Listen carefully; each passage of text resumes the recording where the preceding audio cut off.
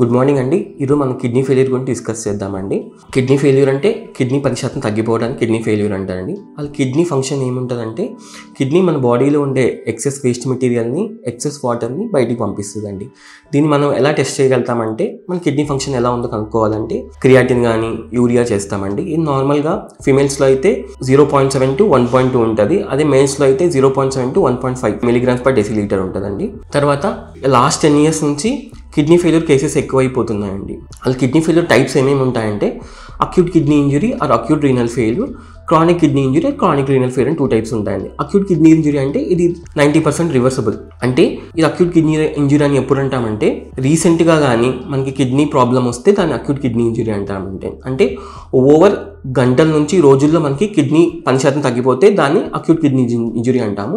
ఒకవేళ అదే kidney problem more than 3 months ఉంటే దాన్ని క్రానిక్ కిడ్నీ ఇంజురీ అంటామండి. ఈ క్రానిక్ కిడ్నీ ఇంజురీ ఏంటంటే ఇది ఇర్రివర్సిబుల్ అండి. దీన్ని మనం ప్రోగ్రెషన్ ఆపకుండా మందులు ఉంటాయి కానీ డిసీజ్ని అయితే నార్మల్ చేయలేం. అది ఒకవేళ ఏకేఏ అయితే ఏకేఏ మనం కరెక్ట్గా ట్రీట్ చేస్తే 90% నార్మల్ చేసేయచ్చండి.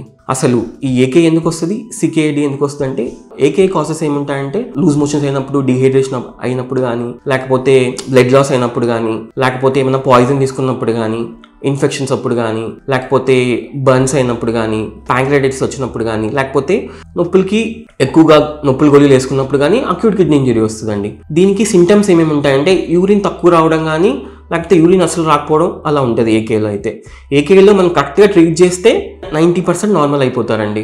ఈ ఏకేఏ పేషెంట్స్ ఒక 15 to 25% సికేడి వెళ్ళే ఛాన్సెస్ ఉంటాయి. అదే సికేడి అంటే ఇర్రివర్సిబుల్. దీన్ని నయం చేయలేము కానీ ప్రోగ్రెషన్ కాకుండా చేయొచ్చు. సికేడీలో మామూలుగా 5 stages ఉంటాయండి. 1, 2, 3, 4, 5. Stage 4, Stage 5 అంటే మనకి ఇంకా మోస్ట్లీ డయాలసిస్కి వెళ్ళిపోతారు.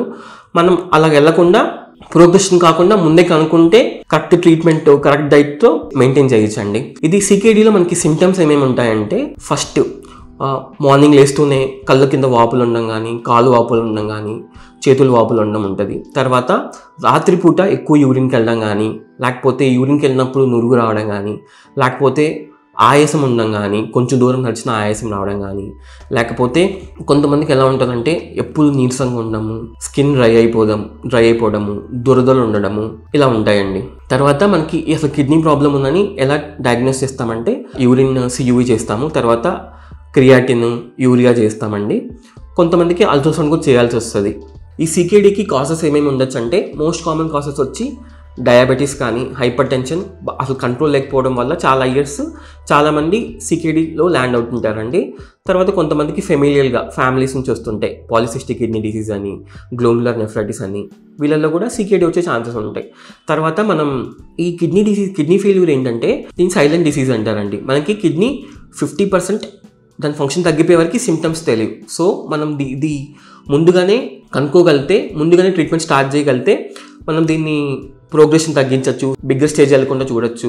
ఈ సికేడీ సైలెంట్ డిసీజ్ కాబట్టి మనం ప్రతి ఇయర్ షుగర్, బీపీకి ఎలా టెస్ట్ చేసుకుంటామో అలాగే ప్రతి ఇయర్ సియువి, ఆర్ఎఫ్టీ చేసుకొని కొంచెం తొందరగానే డయాగ్నోస్ చేసుకొని ట్రీట్ చేసుకోవచ్చు అండి.